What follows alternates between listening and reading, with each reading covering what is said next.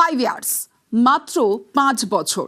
সেই 5 বছরে ইটের বাড়ি থেকে রাজপ্রাসাদ, আর সেই রাজপ্রাসাদে ফের শান্তনুর হোয়াইট হাউসে এনফোর্সমেন্ট ডিরেক্টরেটের আধিকারিকরা কেন্দ্রীয় বাহিনীর জওয়ানদের সঙ্গে নিয়ে তার বাড়িতে, মুর্শিদাবাদের কান্দিতে পুলিশ কর্তার বাড়িতে এনফোর্সমেন্ট ডিরেক্টরেট শুক্রবারের পর আজ ফের ইডির তল্লাশি। আপডেট দেবে আমার সঙ্গে রয়েছে প্রণব। রয়েছে প্রায় 5 ঘন্টা ধরে ইডি আধিকারিকরা তল্লাশি চালায়, তারপর কিন্তু তালা বন্ধ করে দিয়ে তারা বেরিয়ে গিয়েছেন।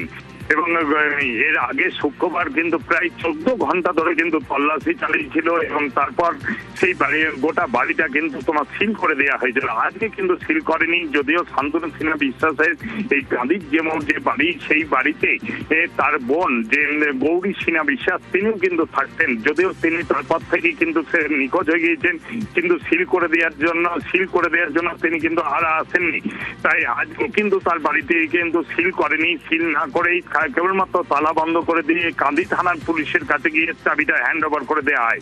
মনে করা হচ্ছে যে যেহেতু বাড়িটি শান্তনু সিনহা বিশ্বাসের একার নামে নয়, বাড়িটি প্রায় 4 বিঘে জায়গার ওপর এবং প্রায় 3 বছর ধরে এই বাড়ি সংস্কার করা হয়েছে এবং বাড়িটি শান্তনু বিশ্বাস ছাড়াও অন্য আরো 2 জনের নামে রয়েছে এবং শান্তনু সিনহা বিশ্বাসের নামে মাত্র 50 তোমার শতক জায়গা রেজিস্ট্রি করা রয়েছে। সেই কারণেই কিন্তু বাড়িটি সিল করা হয়নি বলে মনে করা হচ্ছে। এবং শুক্রবার যে সমস্ত যারা এই ঠিকাদারির কাজ করেছিল, সংস্কারের কাজ করেছিল, সেই সমস্ত তাদের ঠিকাদারদেরকে এবং রাজমিস্ত্রিদেরকে জিজ্ঞাসাবাদ করেছিল। আজও কয়েকজনকে জিজ্ঞাসাবাদ করে এবং বাড়ির পুরোপুরি জমির যে মাপ, সেই সমস্ত মাপ নিজেরাই করে এবং শান্তনু বিশ্বাসের একদম তোমার কতটা পরিমাণ খতিয়ান অনুযায়ী জায়গা রয়েছে তার সম্পত্তির এই হদিস পেতেই কিন্তু দ্বিতীয়বার এই কাঁদির যেমন বাড়ি, সেই বাড়িতেই ইডি আধিকারিকরা এসেছিলেন বলে মনে করা হচ্ছে।